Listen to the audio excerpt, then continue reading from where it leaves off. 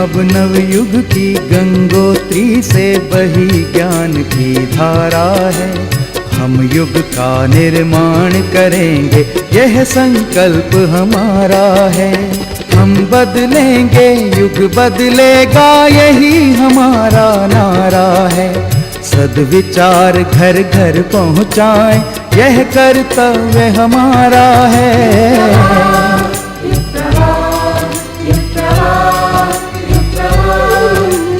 चलो बढ़ें, कुछ अच्छा कर लें, युग ने हमें पुकारा है। धरती स्वर्ग बनाएंगे, ये शुभ संकल्प हमारा है।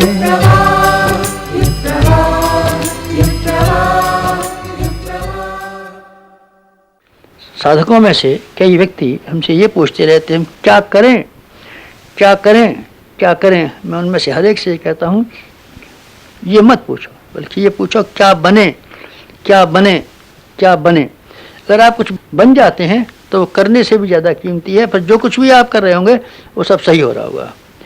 आप सांचा बनने की कोशिश करें।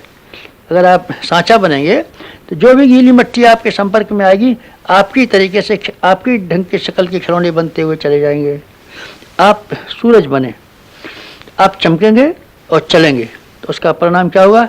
जिन लोगों के लिए आप करना चाहते हैं वो आपके साथ साथ चलेंगे और चमकेंगे। सूरज के साथ में 9 ग्रह और 32 उपग्रह हैं, ये सब के सब लोग चमकते हैं और साथ साथ चलते हैं। चूँकि सूरज चलता है, हम चलें, हम प्रकाशवान हों। हम देखेंगे कि जिस जनता के लिए हम चाहते थे हमारा अनुगामी बने और हमारी ये नकल करे, आप देखेंगे कि आप चलते हैं तो दूसरे लोग भी चलते हैं। आप स्वयं नहीं चलेंगे और ये अपेक्षा करेंगे कि दूसरे आदमी हमारा कहना माने, मुश्किल बात है। आप गलें और वृक्ष बने, तो वृक्ष बनकर के अपने जैसे असंख्यों बीज आप पाएँ कि अपने भीतर से ही पैदा कर डालें। हमको बीजों की ज़रूरत है, हम बीज आइए, बीज बनिए, बीज आइए, बीज लाइए। कहाँ से बीज आएंगे? आप गलिए, वृक्ष बनिए और अपने भीतर से ही फल पैदा कीजिए और प्रत्येक फल में से ढेरों के ढेरों बीज पैदा कीजिए। लीजिए, बन गए तैयार। अपने भीतर से क्यों नहीं बीज बनाए? मित्रों, जिन लोगों ने अपने आप को बनाया है उनको ये पूछने की ज़रूरत न पड़ी क्या करेंगे। उनकी प्रत्येक क्रिया इस लायक बन गई कि वो उनकी क्रिया ही सब कुछ करा सकने में समर्थ हो गई। उनका व्यक्तित्व इतना आकर्षक रहा कि प्रत्येक सफलता को और प्रत्येक महानता को संपन्न करने के लिए काफ़ी था। अर्जुन देव जी थाली बर्तन साफ करते थे। उन्होंने अपने को आपको अनुशासन में ढालने का प्रयत्न किया था और जब उनके गुरु ये तलाश करने लगे कि हमको कौन सा शिष्य को अपना उत्तराधिकारी बनाया जाए, तो सारे विद्वानों की अपेक्षा, सारे नेता दूसरे गुण वालों की अपेक्षा उन्होंने अर्जुन देव को चुना। उन्होंने ये कहा, उनके गुरु रामदास जी ने, कि अर्जुन देव ने अपने आप को बनाया है और बाकी आदमी ये इस कोशिश में लगे रहे हम दूसरों से क्या कराएं और स्वयं क्या करें। जबकि होना ये चाहिए था कि अपने आप को बनाना चाहिए था। अर्जुन देव ने न कुछ किया था न कराया था, केवल अपने आप को बना लिया था। इसलिए उसके गुरु ने ये माना ये सबसे अच्छा आदमी है। सब ऋषियों ने अपने आप को बनाया था। उनके अंदर तप की संपदा थी, ज्ञान की संपदा थी। फिर बस जो कोई भी जहाँ कहीं भी रहते चले, जो कुछ भी काम उन्होंने कर लिया वही महानतम श्रेणी का उच्च स्तरीय काम कहलाया। अगर उनका व्यक्तित्व घटिया होता तो फिर बात कैसे बनती। गांधी ने अपने आप को बनाया, हजारों आदमी के पीछे चले। बुद्ध ने अपने आप को बनाया, हजारों आदमी के पीछे चले। हम अपने भीतर चुंबकत्व पैदा करें। खदाने के अंदर जो लोहे के कण और धातुओं के कण जमा हो जाते हैं, उसका कारण ये है कि उसके जहाँ कहीं भी खदान होती है वहाँ चुंबकत्व रहता है। चुंबकत्व से छोटी छोटी चीज़ों को खींचता रहता है। हम अपनी क्वालिटी बढ़ाएं, हम अपना चुंबकत्व बढ़ाएं, हम अपना व्यक्तित्व बढ़ाएं। बस ये सबसे बड़ा करने के लिए काम है।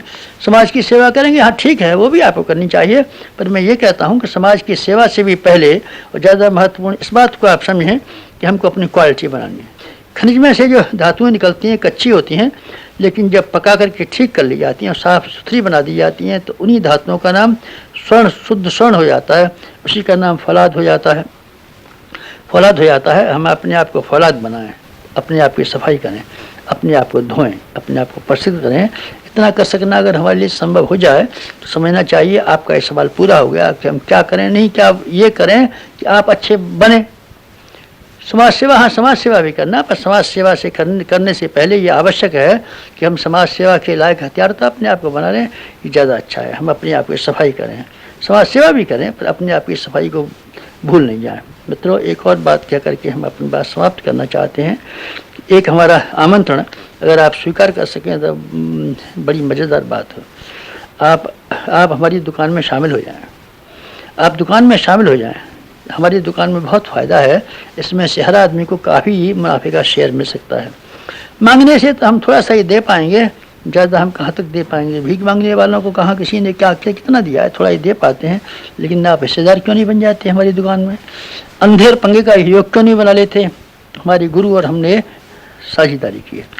शंकराचार्य ने और मानधाता ने साझेदारी की थी एक दुकान में।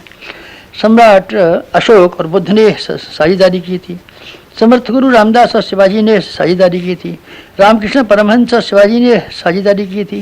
क्या आप ऐसा नहीं कर सकते कि हमारे आप शामिलात हो जाएं, हम और आप मिलकर के एक बड़ा काम करें, उसमें से जो मुनाफा है उसको बांट लें?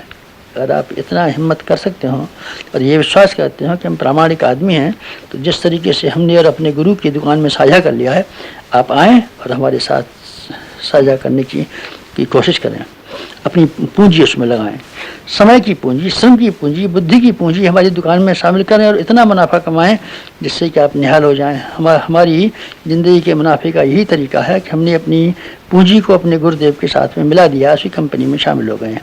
हमारे गुरुदेव हमारे भगवान की कंपनी में शामिल हैं, हम अपने गुरुदेव की में शामिल हैं। आप में से हर एक को आह्वान करते हैं, अगर आपकी हिम्मत हो तो आप आएँ, हमारे साथ जुड़ जाएँ और जुड़ करके हम जो लाभ कमाएंगे भौतिक और आध्यात्मिक, उसका इतना हिस्सा आपके हिस्से में मिलेगा कि आप धन्य हो सकते हैं और निहाल हो सकते हैं, उसी तरीके से कि जैसे कि हम धन्य हो गए और निहाल हो गए।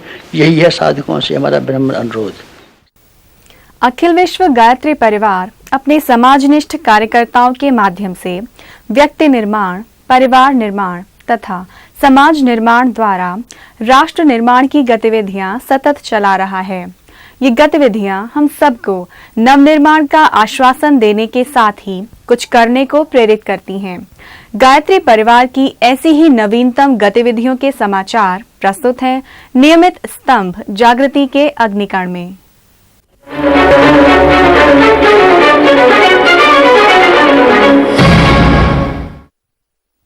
नमस्कार, अखिल विश्व गायत्री परिवार के समाचारों में आपका स्वागत है। दक्षिण भारत का प्रसिद्ध तीर्थ मदुरई, जहां मीनाक्षी देवी का प्रख्यात मंदिर है, इसी स्थान पर अखिल विश्व गायत्री परिवार द्वारा दिनांक 29 दिसंबर 2005 से 1 जनवरी 2006 की तिथियों में गायत्री अश्वमेध महायज्ञ आयोजित किया गया। राजाजी इंजीनियरिंग परिसर में आयोजित इस महायज्ञ का शुभारंभ शोभा कलश यात्रा से हुआ। 2400 कलशों वाली इस भव्य शोभा यात्रा का नगर के कई स्थानों में स्वागत किया गया। इस कलश यात्रा में मां गायत्री, सरस्वती, मां मीनाक्षी, महाकाल यज्ञ भगवान की झांकियां भी लोगों को अपना संदेश दे रही थीं। पूरे नगर में भ्रमण करने के पश्चात इस विशाल कलश यात्रा का समापन यज्ञ स्थल में दिव्य कलशों की आरती से हुआ। इसके बाद आदरणीय शैलजी जी ने अश्वमेध महायज्ञ की घोषणा की।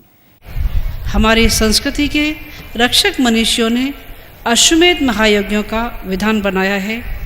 संव्याप्त दुष्चिंतन को समाप्त कर राष्ट्र का नव निर्माण करने वाला यह एक सामाजिक, सांस्कृतिक एवं आध्यात्मिक पुरुषार्थ है, जिसमें वैज्ञानिकता कूट कूट कर भरी है। मैं शैलवाला पंड्या समूचे गायत्री परिवार की ओर से इस महायज्ञ के शुभारंभ की घोषणा करती हूँ।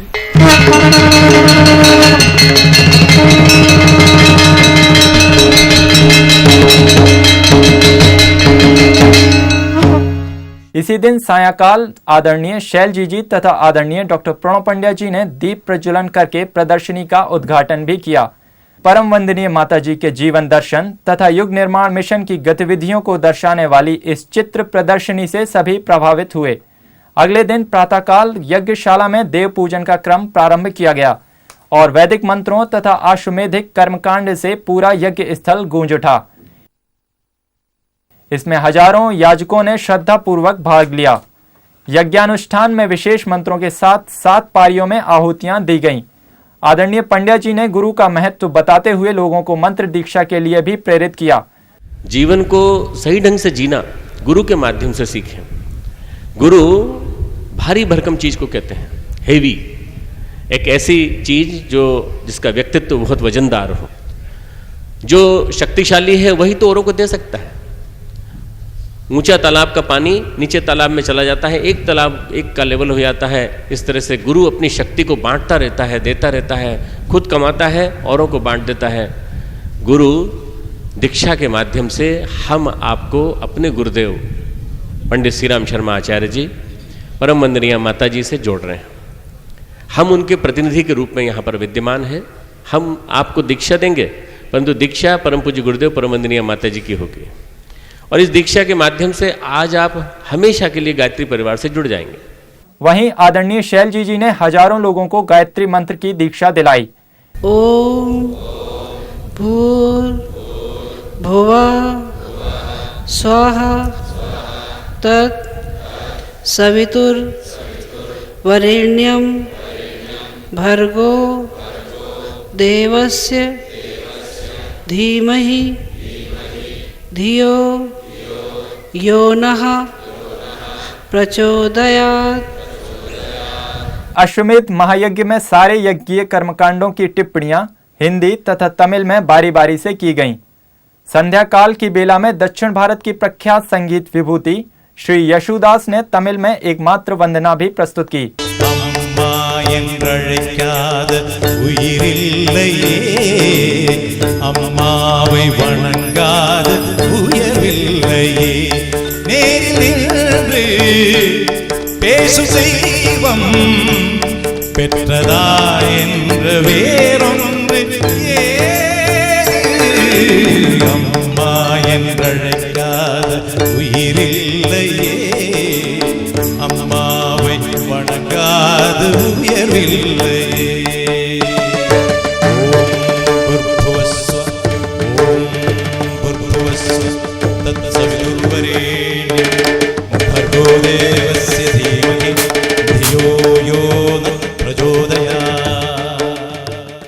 नववर्ष की पूर्व संध्या 31 दिसंबर की शाम को 24,000 दीपों का दीप महायज्ञ आयोजित भी किया गया। इसमें लगभग 50,000 लोगों ने भाग लिया, जिसमें सबको बुराइयां छोड़ने तथा अच्छाइयां ग्रहण करने के संकल्प कराए गए। इस पूरे महायज्ञ में लगभग 5 लाख लोगों ने भाग लिया। मदुरई अश्वमेध का सीधा प्रसारण संस्कार चैनल पर किया गया। इस प्रसारण के माध्यम से देश के करोड़ों लोगों ने अपने ही घरों में इस अश्वमेध महायज्ञ को देखा। महाराष्ट्र संतों तथा सुधारकों की भूमि रहा है। संत परंपरा के विस्तार में आज भी ये प्रांत जुटा हुआ है। इसी क्रम में गत दिनों नागेश्वर महादेव की नगरी हिंगोली में गायत्री शक्तिपीठ की प्राण प्रतिष्ठा हुई। इस प्राण प्रतिष्ठा समारोह में 108 कुंडीय गायत्री महायज्ञ तथा संस्कार आयोजित किए गए। कार्यक्रम हेतु शैल जी तथा आदरणीय डॉक्टर प्रणव पंड्या जी अपने व्यस्त कार्यक्रम के बीच समय निकालकर स्वयं हिंगोली पहुंचे। कार्यक्रम का शुभारंभ 2400 कलशों की भव्य कलश शोभा यात्रा से हुआ। इस कलश यात्रा के पश्चात 108 कुंडीय गायत्री महायज्ञ प्रारंभ हुआ। इसमें भाग लेने के लिए स्थानीय सांसद तथा अनेक गणमान्य व्यक्ति आए।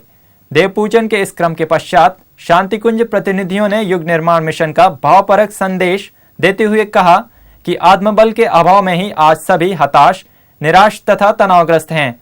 गायत्री साधना से आत्मशक्ति का जागरण होता है, जिससे जीवन की समस्त समस्याओं का समाधान हो जाता है। अगले दिन प्रातः ब्रह्म मुहूर्त में युग शक्ति गायत्री की प्राण प्रतिष्ठा तथा लोकार्पण समारोह हुआ। आदरणीय शैल जी तथा आदरणीय डॉक्टर प्रणव पंड्या जी ने मां गायत्री तथा महाकाल विग्रह में प्राण प्रतिष्ठा की। इसके पश्चात प्रखर प्रज्ञा सजल श्रद्धा स्मारकों की प्राण प्रतिष्ठा भी की गई। शक्तिपीठ परिसर में ही स्थित यज्ञशाला में अखंड अग्नि की स्थापना भी की गई।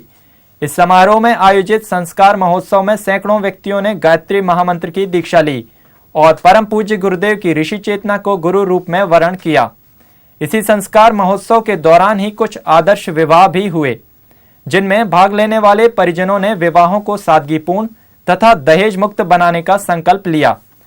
4 दिसंबर को ही हिंगोली नगर में प्रबुद्ध परिजनों का विशेष सम्मेलन हुआ। इसमें नगर के गणमान्य उद्योगपति, समाजसेवी, राजनेता, प्रबंधक तथा अधिकारीगण उपस्थित थे। इस सम्मेलन में डॉक्टर प्रणव पंड्या जी ने विभूतिवान आगे आए, समय की मांग स्वीकार करें विषय पर उद्बोधन दिया। उन्होंने कहा कि भारत जगत गुरु बनेगा और विश्व का नेतृत्व करेगा। इसके लिए प्रतिभाओं, विभूतियों को आगे आकर राष्ट्र निर्माण में जुटना होगा। शक्तिपीठ संकल्प की रजत जयंती वर्ष समारोह के क्रम में सहरसा बिहार में भी भव्य कार्यक्रम हुआ। यहां आयोजित 108 कुंडीय गायत्री महायज्ञ में शामिल होने आदरणीय डॉक्टर प्रणव पंड्या जी विशेष रूप से सहरसा पहुंचे। इस समारोह में कौन चलाता है दुनिया को विषय पर बोलते हुए डॉक्टर प्रणव पंड्या जी ने हिमालयवासी ऋषि सत्ताओं के स्वरूप को समझाते हुए कहा कि ये सभी देवात्म हिमालय में रहने वाली सूक्ष्म सत्ताएं हैं जो न केवल चेतना जगत को प्रभावित करती हैं बल्कि धरती पर होने वाली मानवीय भूलों में भी सुधार करती हैं। गायत्री परिवार भी इन्हीं ऋषि सत्ताओं द्वारा संचालित मिशन है जो मानव जाति में देवत्व तथा धरती पर स्वर्ग के अवतरण के लिए कटिबद्ध है। सहरसा में आयोजित इस महायज्ञ में वैज्ञानिक अध्यात्म के प्रतिपादनों को महत्व मिला। यहाँ एक आकर्षक चित्र प्रदर्शनी भी लगाई गई। सहरसा के ही जवाहर विकास भवन में एक प्रबुद्ध वर्ग का सम्मेलन भी हुआ। इंदौर देवास राजमार्ग पर स्थित हाट पिपलिया शक्तिपीठ की प्राण प्रतिष्ठा गत दिनों संपन्न हुई। मां गायत्री के विग्रह की प्राण प्रतिष्ठा आदरणीय डॉक्टर प्रणव पंड्या जी द्वारा एक भव्य समारोह में की गई। इस समारोह में मालवा और निमाड़ क्षेत्र के लगभग 10,000 भाई बहनों ने भाग लिया। प्राण प्रतिष्ठा समारोह में बोलते हुए डॉक्टर प्रणव पंड्या जी ने कहा कि जहां श्रद्धा समर्पण है वहीं आध्यात्मिक चेतना प्रवाहित होती है। इस शक्तिपीठ में साधना, स्वाध्याय, शिक्षा तथा स्वावलंबन जैसे आंदोलनों को गति देने तथा देव संस्कृति महाविद्यालय स्थापित करने जैसे दायित्वों की अपेक्षा की। यहां हुई गायत्री मंत्र दीक्षा में लगभग 1,000 लोगों ने भाग लिया। प्राण प्रतिष्ठा के साथ ही सजल श्रद्धा प्रखर प्रज्ञा स्मारकों तथा वाचनालय भवन का भी उद्घाटन किया गया। युग चेतना विस्तार को गति देने में अखिल विश्व गायत्री परिवार पूरे विश्व में सक्रिय है। इसी दृष्टि से गायत्री परिवार प्रमुख आदरणीय डॉक्टर प्रणव पंड्या जी का अमेरिकी प्रवास अत्यंत सफल रहा। इस प्रवास में डॉक्टर प्रणव पंड्या जी सर्वप्रथम न्यू जर्सी पहुंचे। न्यू जर्सी के पिछले प्रवास में गायत्री चेतना केंद्र के निर्माण की योजना बनी थी। इसी निर्माण कार्य को गति देने तथा इसके उद्देश्य को समझाने डॉक्टर प्रणव पंड्या जी ने एक गोष्ठी को संबोधित किया। 28 एकड़ भूमि में बन रहे इस गायत्री चेतना केंद्र के निर्माण हेतु अमेरिकी परिजनों ने अपने अंशदान संकल्प व्यक्त किए। गायत्री चेतना केंद्र की स्थापना के सिलसिले में इलेक्ट्रॉनिक तथा प्रिंट मीडिया ने भी डॉक्टर प्रणव पंड्या जी से विशेष इंटरव्यू लिए। इस इंटरव्यू में डॉक्टर प्रणव पंड्या जी ने इस स्थापना के उद्देश्य की जानकारी दी। और इसी के साथ अखिल विश्व गायत्री परिवार के समाचार समाप्त हुए। नमस्कार। व्यक्तित्व के विकास में माता पिता से भी बढ़कर भूमिका होती है गुरु की। गुरु ही सत्य, ज्ञान और विवेक का बोध कराते हैं। वे ही आध्यात्मिक मार्गदर्शन के साथ साथ भौतिक उन्नति का पथ भी प्रशस्त करते हैं। हमारे गुरुदेव के अजस्र अनुदानों की अनुभूतियां हम प्रस्तुत करते हैं सुरभित स्मृतियों में। सन 54 में दीक्षा गुरुदेव से प्राप्त की मथुरा में 53-54 में। और विशेष घटना ये है कि मैं आत्महत्या करने जा रहा था। एक मित्र मुझे गुरुदेव के पास में पकड़ के ले गए। स्वीकृति मंगवा ली थी। मथुरा में प्राण प्रतिष्ठा थी गायत्री तपोभूमि में। उनने बताया कि बहुत पहुँचे हुए संत हैं और तुम्हारी जो चारों समस्याएं पूर्ति कर देंगे। जब परम पूज्य गुरुदेव को मैंने देखा तो श्रद्धा उस समय जो बलवती होनी चाहिए वो नहीं हुई, चूँकि गुरुदेव थोड़ा मतलब उस समय बड़ा गुरुदेव का गाल वगैरह बैठे हुए थे। गुरुदेव की पर्सनालिटी ऐसी थी कि सहज ये नहीं होता था कि इतने बड़े संत हैं ये। जब मैं गुरुदेव से मैंने अपनी समस्याएं बताई, परिवार के लोग ज़मीन जायदाद के दुश्मन हैं, माता जी मेरी मृत्यु शैया पर थी, 2 पेपर बिगड़ गए हैं और इसके अलावा कोई संतान, शादी के 6-8 साल हो गए हैं और संतान हो गए।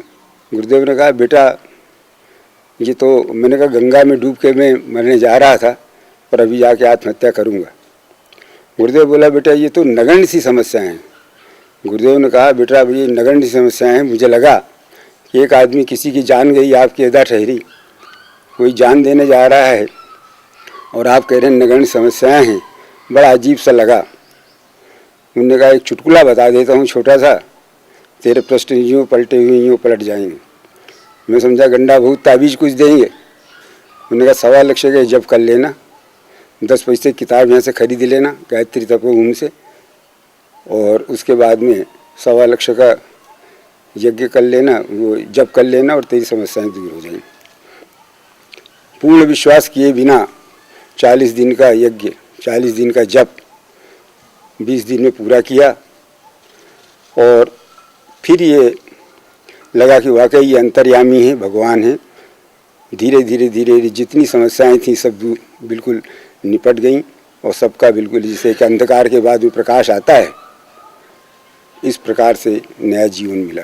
1/4 तक स्कूल में जिनका नाम मिले और 3200 पुस्तकें उनने प्रकाशित की, 3200 पुस्तकें उनने लिखी, एक बात।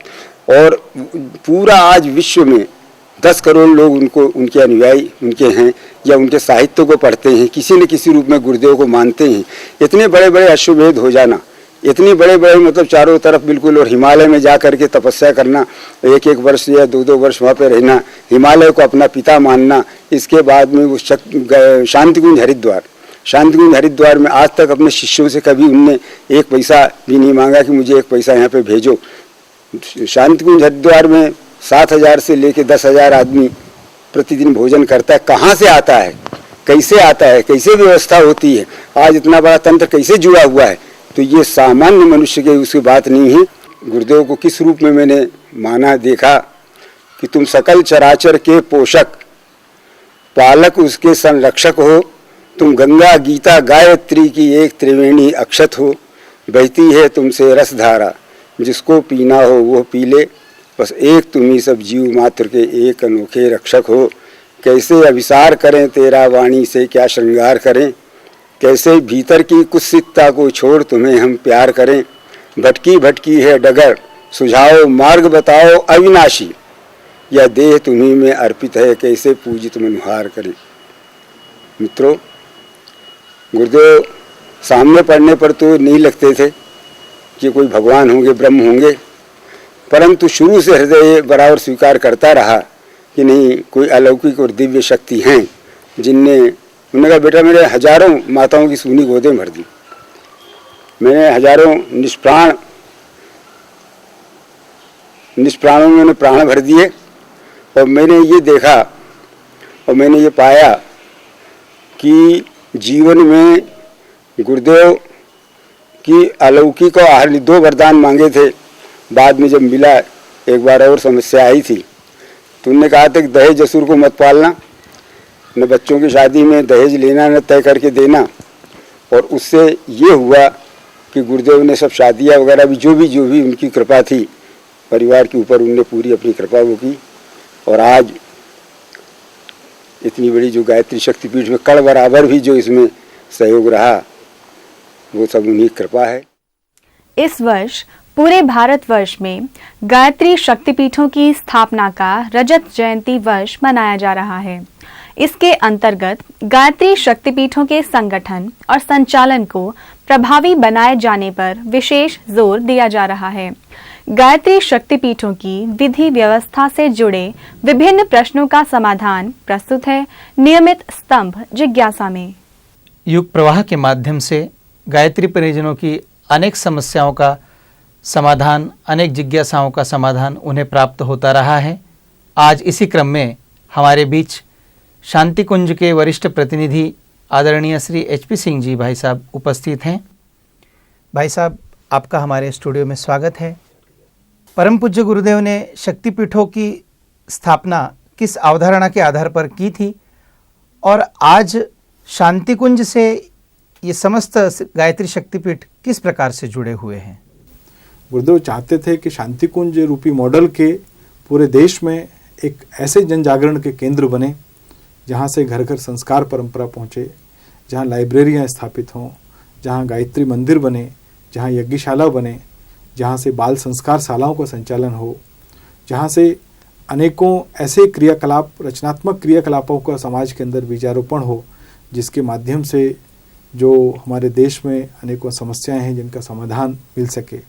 जहाँ हमारे क्षेत्र के कार्यकर्ता, नगर के लोग, गांव के लोग शक्तिपीठों पर आएँ और अपनी समस्याओं के लिए वहाँ हमारे परिव्राजक रहें, हमारे कार्यकर्ता हों, उनका वहाँ उनसे समाधान मिले, जो है ऐसा गुरुदेव का एक मन था। उन्होंने बड़े बड़े केंद्र बनाए।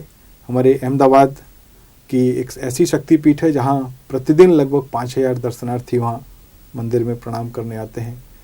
ऐसे और भी महानगरों में गुजरात में, राजस्थान में, पुष्कर जैसे तीर्थ में जहाँ ब्रह्मा जी की प्राण प्रतिष्ठा है, स्वयं गुरुदेव माता जी वहाँ गए और उन्होंने गायत्री शक्तिपीठ की प्राण प्रतिष्ठा की। तो ऐसे स्वरूप गुरुदेव ने 1979 से जो श्रृंखला प्रारंभ की और आज वो श्रृंखला काफ़ी बृहद रूप में बड़ा आकार उसने लिया है शक्तिपीठों ने। और अब तक जो शक्तिपीठों की संख्या है, वो संख्या की दृष्टि से अगर हम देखें तो वो 4000 से ज़्यादा है।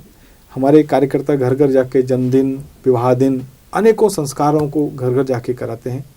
और केवल संस्कार ही नहीं, वहाँ से और ऐसे रचनात्मक क्रियाकलापों का शुभारंभ हुआ है शक्तिपीठ के माध्यम से, जिनके माध्यम से समाज में कुरीति उन्मूलन, नशा निवारण, दहेज प्रथा और अनेकों क्रियाकलापों का वहाँ से गतिविधियाँ प्रारंभ हुई हैं शक्तिपीठों से। तो ऐसे क्रम में शक्तिपीठों की जो अवधारणा गुरुदेव ने 1979 में ली थी, आज वो एक ऐसे स्वरूप में समाज के सामने आई है जो अपने आप को कहीं न कहीं शांति कुंज में जितनी गतिविधियाँ आप देखते हैं, प्राय साहित्य केंद्र की स्थापना से लेके संस्कारों को लेके, वहाँ सारी समस्त गतिविधियों का कहीं न कहीं बीजारोपण शक्तिपीठ के रूप में मिलता है। जैसा कि आपने बताया, गायत्री शक्तिपीठों के माध्यम से बहुत सारे जन कल्याण के प्रकल्प चल रहे हैं, बहुत सारे ऐसे समाज निर्माण के कार्य चल रहे हैं। तो इन शक्तिपीठों के ट्रस्ट का जो गठन है उसका क्या स्वरूप है और शांति कुंज का इन ट्रस्टों पर क्या नियंत्रण है? अपने देश में जितने राज्य हैं, उन सभी स्थानों पर जहाँ जहाँ हमारी शक्तिपीठों की स्थापना हुई है, उन सभी शक्तिपीठों का संचालन गायत्री परिवार ट्रस्ट के द्वारा होता है। गुरुदेव ने बहुत पहले संकल्पना की होगी, चूँकि गुरुदेव की जैसी योजना है, उन्होंने सभी स्थानों के लिए एक गायत्री परिवार ट्रस्ट का एक कॉन्स्टिट्यूशन बनाया जो, और गायत्री परिवार ट्रस्ट के कॉन्स्टिट्यूशन में जैसे इस मिशन के संस्थापक गुरुदेव माता जी हैं, तो गायत्री शक्तिपीठों की स्थापना के लिए जहाँ जहाँ ट्रस्टों का गठन हुआ, उन सब ट्रस्टों के संस्थापक स्वयं परम पूज्य गुरुदेव रहे। और उन्होंने जो एक ट्रस्ट डीड का एक नमूना तैयार किया, उसी ट्रस्ट डीड के आधार पर पूरे देश में हमारी गायत्री शक्तिपीठों के लिए गायत्री परिवार ट्रस्ट का गठन हुआ। जहाँ तक नियंत्रण का और हमारे प्रबंधन का प्रश्न है, जहाँ हमारे प्रत्येक नगर में जहाँ जहाँ हमारी शक्तिपीठें बनी हुई हैं, वहीं के जो सक्रिय परिजन थे गुरुदेव के समय, गुरुदेव ने ही वहाँ के ट्रस्टियों को प्रारंभ में नॉमिनेट किया कि आप ये शक्तिपीठ यहाँ से बनिए। चूँकि गुरुदेव संस्थापक थे, गायत्री परिवार ट्रस्ट के भी गुरुदेव संस्थापक थे, उन्होंने ही उन ट्रस्टियों को नॉमिनेट किया। सने संगठन अपना अच्छे से कार्य करता चला गया।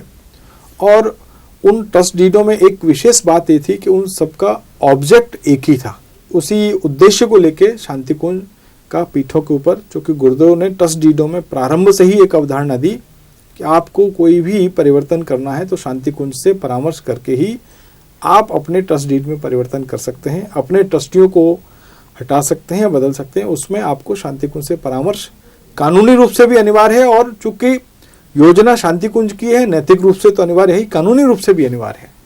ऐसा गुरुदेव ने इसको स्वरूप प्रदान किया और उसी के माध्यम से पूरे हमारी 4000 शक्तिपीठों की स्थापना हुई, जिसमें गायत्री परिवार ट्रस्ट पहले परम पूज्य गुरुदेव संस्थापक थे। परम पूज्य गुरुदेव का महाप्रयाण हुआ, महाप्रयाण के बाद स्वयं परमबंदी माता जी सभी हमारे गायत्री परिवार ट्रस्टों में संस्थापक के रूप में रहीं, और बंदी माता जी के महाप्रयाण के बाद श्रद्धेय शैल जी अब जितने भी ट्रस्टों का गठन उसके उनके बाद हुआ और वर्तमान में हो रहा है, उनकी संस्थापक श्रद्धेय शैल दीदी रही। आज गायत्री परिवार का कार्यक्षेत्र दिनों दिन बढ़ता जा रहा है। गायत्री परिवार की अपनी प्रामाणिकता, विश्वसनीयता और इस संगठन की गरिमा के अनुरूप नए नए क्षेत्रों में मिशन का विस्तार हो रहा है, नए नए क्षेत्र खुल रहे हैं। जैसा कि अभी दक्षिण भारत में भी गायत्री परिवार का एक बड़ा यज्ञ हुआ है। ऐसे नए क्षेत्रों में यदि समर्पित कार्यकर्ताओं की टोली नए ट्रस्ट का गठन करके नई शक्तिपीठ की प्राण प्रतिष्ठा करना चाहे तो उसकी क्या प्रक्रिया है? उसकी प्रक्रिया बड़ी सरल है। जैसे अभी हमारे दक्षिण भारत में मिशन का विस्तार हो रहा है, तो जहाँ कहीं कोई हमारे कार्यकर्ता उस क्षेत्र के शक्तिपीठ की स्थापना करना चाहते हैं, तो शक्तिपीठ की स्थापना एक तो जानकारी ये आवश्यक है कि बिना ट्रस्ट के हमारे कार्यकर्ताओं को नहीं करनी चाहिए, और यदि वहाँ वो शक्तिपीठ की स्थापना करना चाहते हैं तो पहले वहाँ की एक सामूहिक गोष्ठी आमंत्रित करें, और गोष्ठी आमंत्रित करके उसमें एक ट्रस्ट मंडल का सभी कार्यकर्ताओं की आम सहमति बना लें कि हमें इस क्षेत्र में शक्तिपीठ स्थापना करनी है, और हमारे इस क्षेत्र में से इन 5 या 7 या 9 हम कार्यकर्ताओं को ट्रस्टी बनाना चाहते हैं। उन 5, 7, 9 की संख्या ट्रस्ट में प्राय रहती है, और इसमें से हमारे जो प्रमुख कार्यकर्ता हैं उनको मुख्य प्रबंध ट्रस्टी और एक कार्यकर्ता है उनको सहायक प्रबंध ट्रस्टी का पद दिया जा सकता है। और फिर ट्रस्ट का जो गठन है, पंजीयन है, वो हरिद्वार में ही होता है, जिसमें वर्तमान में श्रद्धेय शैल जी इसकी संस्थापक रहती हैं। ट्रस्ट का गठन संस्थापक की तरफ से होता है, तो वहाँ हमारे कार्यकर्ताओं को जो अगला काम करना है, सबसे पहले बैंक में खाता खुलवाना होता है। संस्थापक की ओर से जी यहाँ से 501 रुपये का ड्राफ्ट भेजती हैं उस ट्रस्ट डीड के साथ में। ट्रस्ट के हमारे ट्रस्टी रेजोल्यूशन पास करेंगे, वहाँ बैंक में अकाउंट खुलवाएंगे, बैंक अकाउंट खुलवा के वो अपनी गतिविधियाँ प्रारंभ करेंगे। अगला क्रम उनको इनकम टैक्स में पंजीयन बहुत अनिवार्य होता है। वर्तमान में आयकर के कानून की गतिविधियाँ ट्रस्टों के ऊपर प्राय बढ़ती जा रही हैं, तो हमारे ट्रस्टों को 6 महीने के अंदर शांतिकुंज हरिद्वार से ट्रस्ट के गठन के उपरांत 6 महीने के अंदर हमारे को इनकम टैक्स एक्ट के अंतर्गत पंजीयन कराना आवश्यक है। आपकी जानकारी के लिए मैं बताना चाहूँगा कि शांतिकुंज की तरफ से जो पूरे देश में हमारी शक्तिपीठें स्थापित हैं, उनके लिए हम प्राय यहाँ से प्रत्येक वर्ष एक पत्र भेजते हैं मार्च में जो है, और उस पत्र में हम लोग ये जानकारी देने की कोशिश करते हैं सभी ट्रस्टियों को कि आपको किस माह में क्या कानूनी औपचारिकता पूरी करनी है। हमारे को अप्रैल माह में क्या करना है, जून माह में क्या करना है, जुलाई में क्या करना है, अक्टूबर में क्या करना है, जिसके माध्यम से उनको एक रेडी रेफरेंस के रूप में वो पत्र उनके काम आता है, और जिसके आधार पर काफ़ी हमारे ट्रस्टों ने अपने आप को कानूनी औपचारिकताओं को पूरा करने के लिए, व्यवहारिक औपचारिकताओं को पूरा करने के लिए, मिनट बुक को पूरा करने के लिए उनके अच्छे कदम उठाए और अपने आप को बड़े व्यवस्थित रूप से उनका संचालन, ताकि वो सभी कानून के दायरे के अंतर्गत कार्य कर सके और उनका कार्य पारदर्शी हो।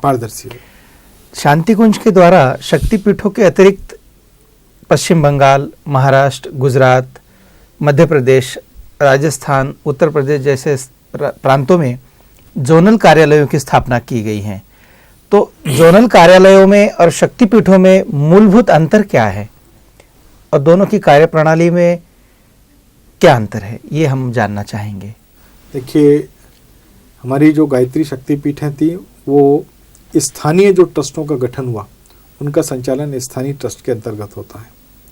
जोनल कार्यालय जहाँ जहाँ बनाए गए, जैसा आपने बताया कि पूरे देश में 18 जोनल कार्यालय हैं, इन जोनल कार्यालयों का संचालन सीधे शांतिकुंज वेदमाता गायत्री ट्रस्ट के अंतर्गत हो रहा है, क्योंकि शांतिकुंज की समस्त गतिविधियों का संचालन वेदमाता गायत्री ट्रस्ट के अंतर्गत है।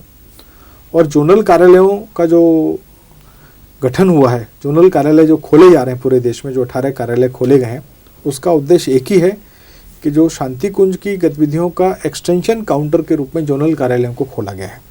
क्योंकि शांतिकुंज का संचालन वेदमाता गायत्री ट्रस्ट के अंतर्गत हो रहा है, तो जोनल कार्यालयों का संचालन भी वेदमाता गायत्री ट्रस्ट के अंतर्गत हो रहा है।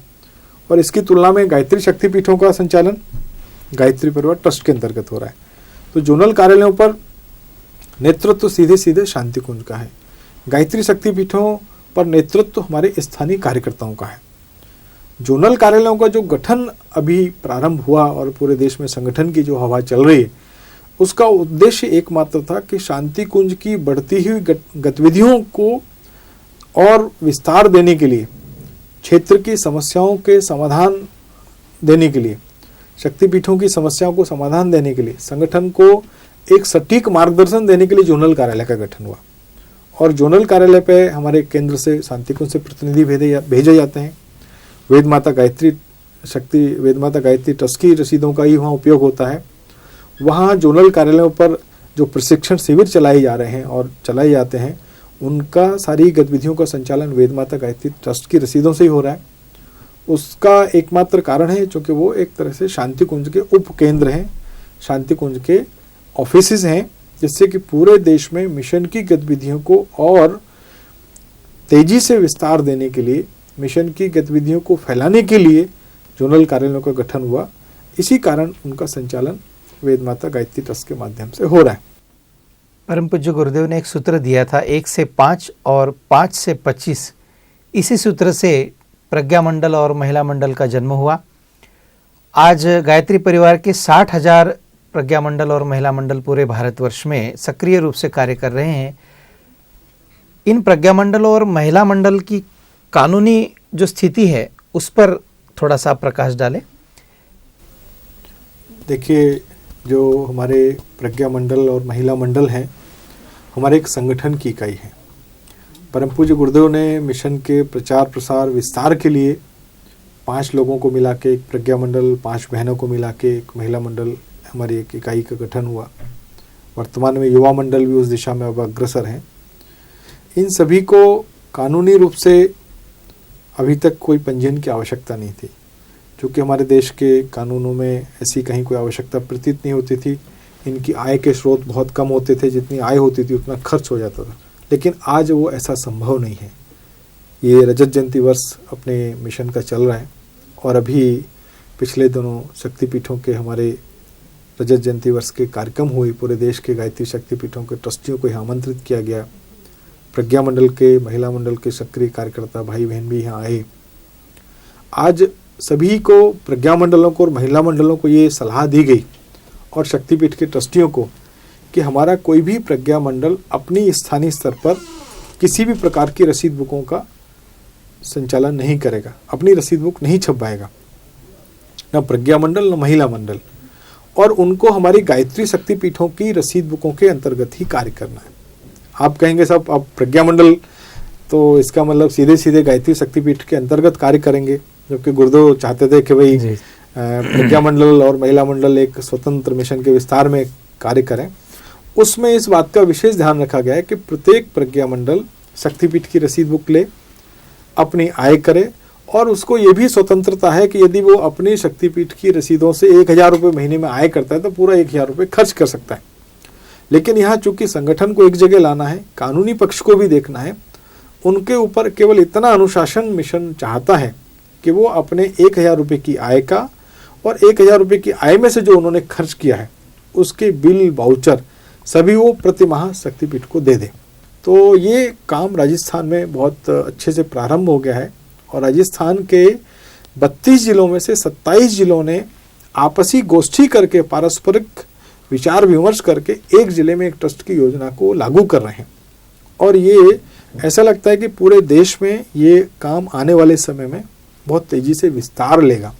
आप देखिए कि जो गुरुद्वारा प्रबंधक समिति है, एक प्रांत में एक प्रबंधक समिति है और उसके अंतर्गत हजारों गुरुद्वारे काम करते हैं। क्या हमारे एक जिले में 5 प्रज्ञापीठें या 10 प्रज्ञापीठें एक ट्रस्ट के अंतर्गत कार्य नहीं कर सकते? छत्तीसगढ़ का उदाहरण लीजिए। छत्तीसगढ़ में एक एक जिले में 18 पीठें हैं और 18 पीठों के लिए यदि आप 18 ट्रस्ट गठन करेंगे, 18 जगह आयकर विभाग की रिटर्न फाइल करेंगे, 18 जगह मध्य प्रदेश लोक न्यास अधिनियम की रिटर्न फाइल करेंगे, 18 जगह आप ऑडिट कराने जाएंगे, तो आपका कितना श्रम इस दिशा में खर्च होगा।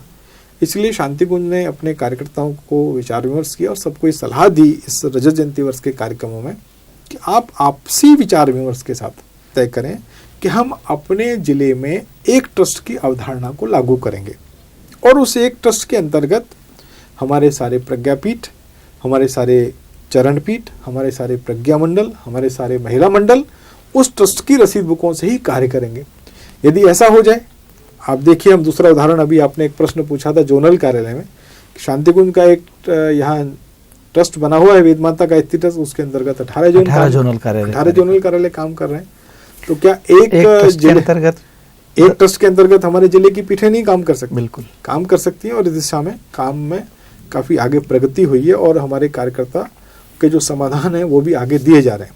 भारतवर्ष में हमारे हजारों प्रज्ञा मंडल सशक्त अवस्था में आ गए हैं और वो स्वयं को शक्तिपीठ के रूप में परिवर्तित करना चाहते हैं। उसके लिए उन्हें क्या करना होगा?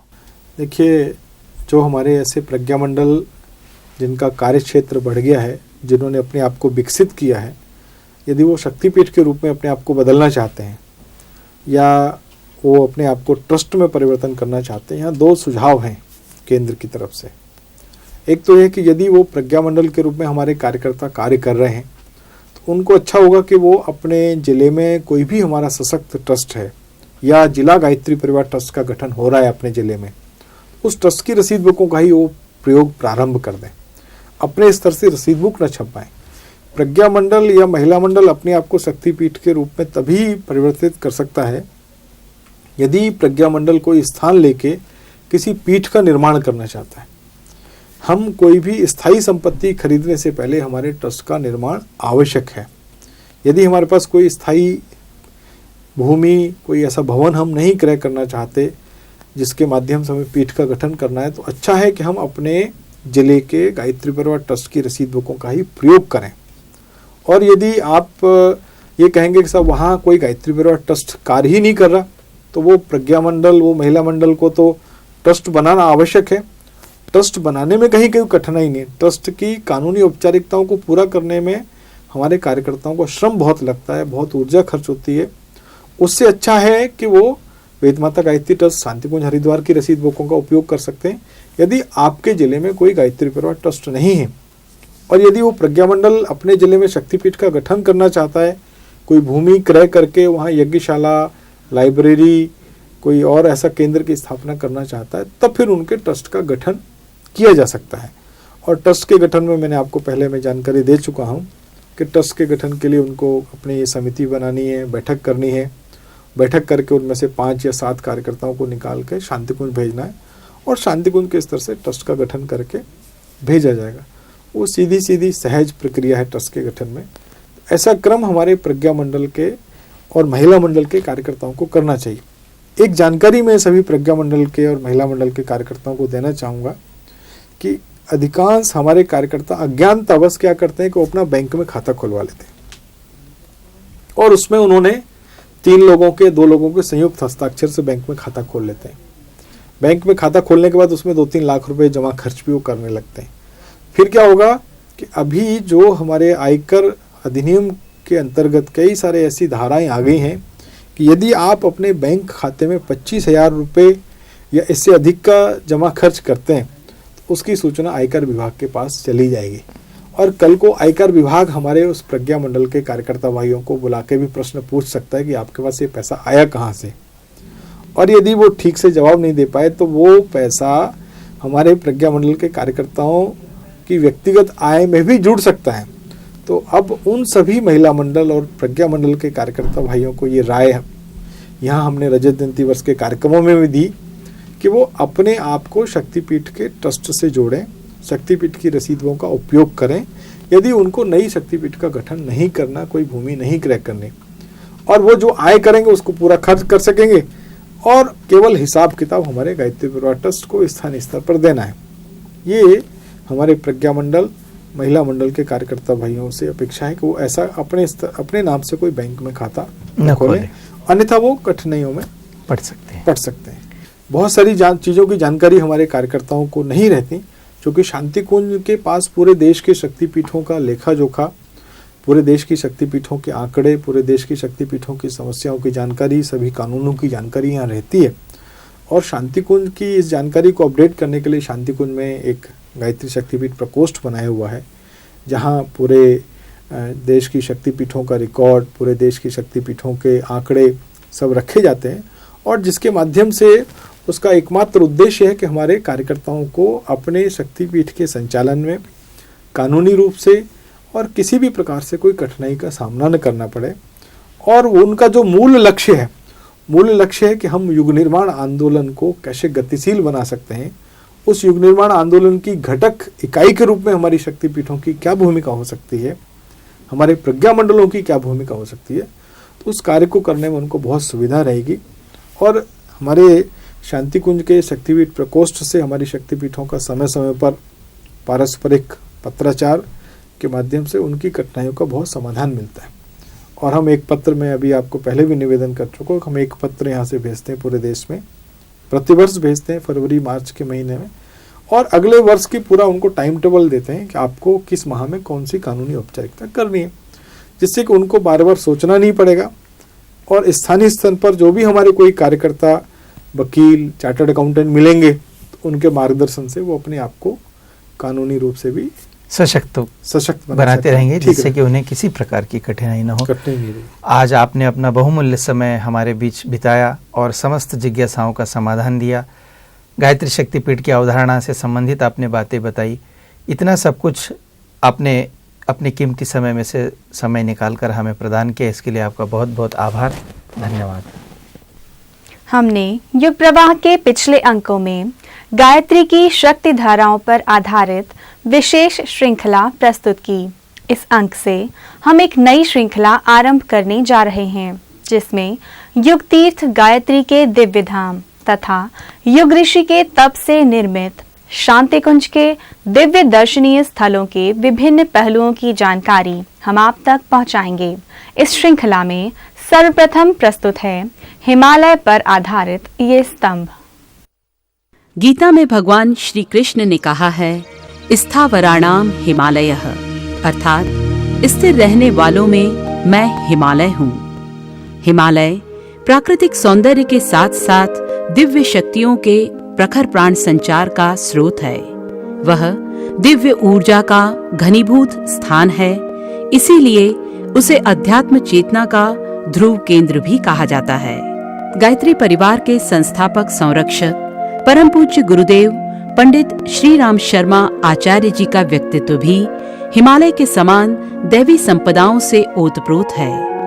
पूज्यवर की इच्छा के अनुसार देवात्मा हिमालय की भव्य प्रतिमा की स्थापना गुरु पूर्णिमा 1997 को शांतिकुंज परिसर में की गई। हिमालय का मंदिर बनाने की कल्पना जब हमारे गुरुदेव पंडित श्री राम शर्मा आचार्य जी ने करी थी और मुझे बुलाया गया था खास, उन्होंने कहा था कि एक ऐसा मंदिर बनाना चाहता हूँ, ये मेरा सपना है कि हिमालय का प्रत्यक्ष रूप मैं अपने भक्तों के सामने रखूँ। मैं बहुत बड़ी उलझन में पड़ गया कि मैंने हिमालय देखा नहीं था। मैंने गुरुदेव के चरणों में निवेदन किया, गुरुदेव मैंने अभी तक हिमालय देखा नहीं है, मैं बना कैसे पाऊँगा।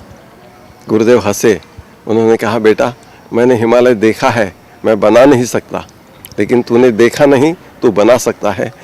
तुम और हम मिलकर हिमालय बनाएंगे।